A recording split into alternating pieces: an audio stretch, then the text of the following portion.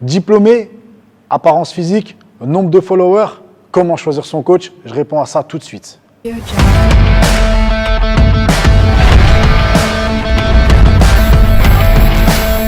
Vu la période qu'on vient de passer, on a énormément de personnes qui se sont retrouvées à faire du coaching privé. Et du coup, il a fallu chercher des coachs. On s'est retrouvé à une grosse problématique, c'est que beaucoup ont trouvé une opportunité en tant que coach et se sont enfilés dans cette filière pour pouvoir y gagner leur vie. Malheureusement, c'est que on ne peut pas devenir coach comme ça du jour au lendemain. Il y a tout un process à avoir, que ce soit les diplômes, l'expérience, etc. Donc là, on va essayer de répondre un petit peu à ces questions et justement de ne pas tomber dans certains pièges dans le choix du coach. La première des choses pour moi, l'apparence physique. On a beaucoup de gens qui viennent te voir, disent oui, moi c'est celui-là qui me coach et on voit un gars, mon torse nu, très musclé, etc. Bon, ça, c'est pas source de qualité, c'est pas gage de qualité. Je m'explique. On peut être très musclé en ayant fait une très bonne cure de testostérone, en ayant fait plusieurs cures de testostérone, on va devenir musclé avec un minimum de travail. Et à la fin du compte, on ne peut pas devenir coach comme ça. C'est pas parce que vous avez fait une certaine formule magique que vous pouvez devenir coach et pouvoir donner ça à votre élève. À ce moment-là, dès le départ, il faudra lui dire à votre élève, voilà, on va aller faire des cures de testostérone pour que tu deviennes comme moi. Donc l'apparence physique n'est pas gage de qualité. Deuxième chose, le nombre de followers. Alors il y a une chose qui est extraordinaire, c'est l'achat de followers. On se retrouve avec des gens, des coachs, certains coachs, Karim Fit, Sofiane Fit, Malika Fit, avec des 50K, 70K, 80K, mais personne ne les connaît. Quand on commence à fouiller un petit peu dans le compte Instagram, on se rend compte qu'ils sont suivis en Yougoslavie, en Tchécoslovaquie, au Japon, mais pas au Maroc. Parce qu'en ce qui me concerne, ce qui nous intéresse, nous, c'est les coachs marocains.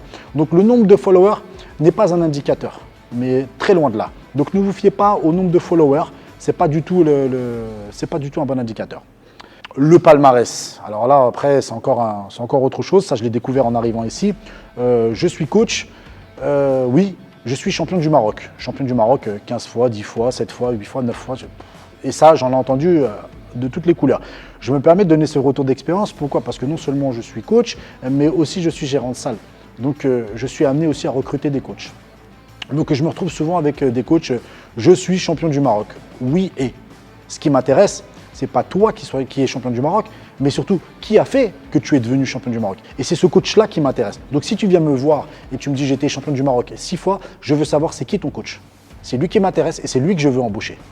Alors, il m'est arrivé aussi d'avoir des coachs justement qui n'avaient pas forcément l'apparence physique, qui n'avaient pas du tout le compte Instagram, mais par contre sur la qualité du travail, la pédagogie et l'expérience extraordinaire. J'en ai à la salle, je ne vais pas forcément citer leur nom, ils se reconnaîtront. Donc c'est des gens qui ont un certain nombre d'années d'expérience et qui ont un certain palmarès en tant que coach.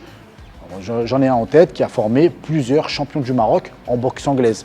Et même des combattants qui sont devenus des boxeurs, internationaux. Lui m'intéresse. De retour à ça, je le vois travailler et il fait un très bon travail et je pense qu'il ramènera aussi des champions du Maroc à la salle parce qu'il a l'expérience et il n'a pas forcément le physique très musclé, il n'a pas forcément tout ce qu'il faut qui fait que ça soit le coach. Voilà. Je vous ai donné les indicateurs, ne pas se fier à son physique, ne pas regarder son compte Insta ou son palmarès. C'est pas ça qui est intéressant. Je pense que la première des choses déjà, c'est de savoir s'il est diplômé. Donc au Maroc, on a plusieurs organismes de formation. J'en ai parlé sur une précédente vidéo, sur la première vidéo, qui était l'organisme BiFit, qui fait des diplômes BiFit Academy. Et il y a des diplômes aussi via les fédérations. Donc un critère qui est important aussi, c'est la tarification. Donc là, si on prend un coaching privé, il y a des tarifs. Au Maroc, de ce que j'ai vu, on oscille entre 100 dirhams à 500 dirhams la séance d'une heure, de 45 minutes, 1 heure. Je pense qu'il y a des prix qui vont être trop bas.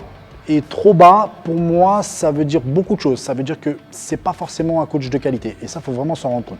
Quand on fait un coaching privé, c'est un service à la personne, c'est quelque chose de qualitatif. Donc ça, si vous y mettez l'argent, et surtout, si vous choisissez bien les critères que je vous ai dit juste avant, vous devez y mettre le prix et être satisfait de l'argent. Un bon prix, c'est 300 dirhams, 350 dirhams de l'heure au Maroc.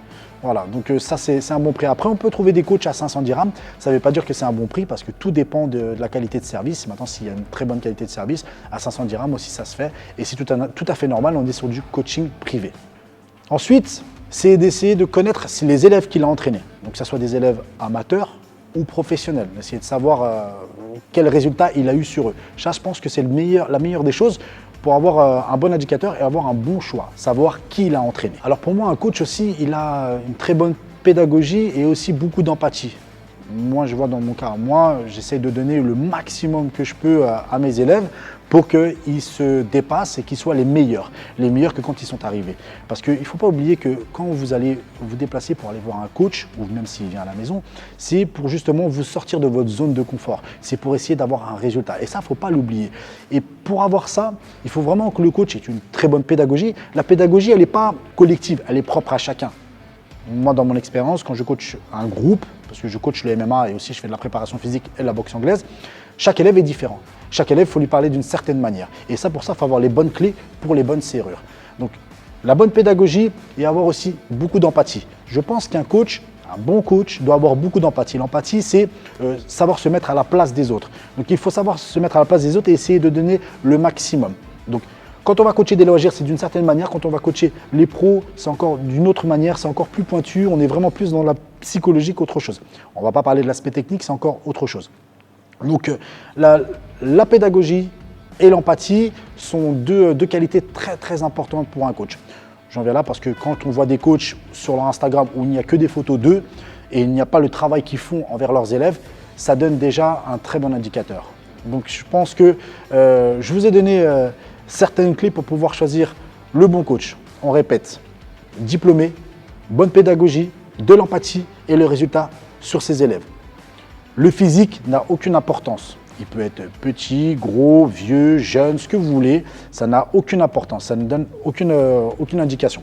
Le nombre de followers, non plus. Alors, beaucoup de coachs sportifs sont des athlètes professionnels.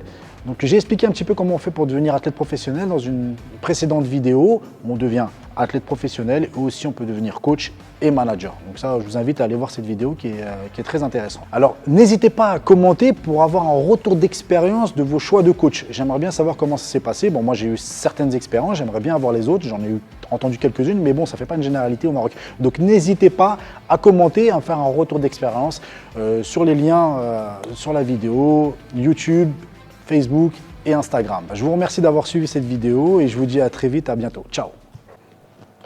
J'ai oublié, si ce coach que tu cherches à avoir suit énormément de comptes féminins,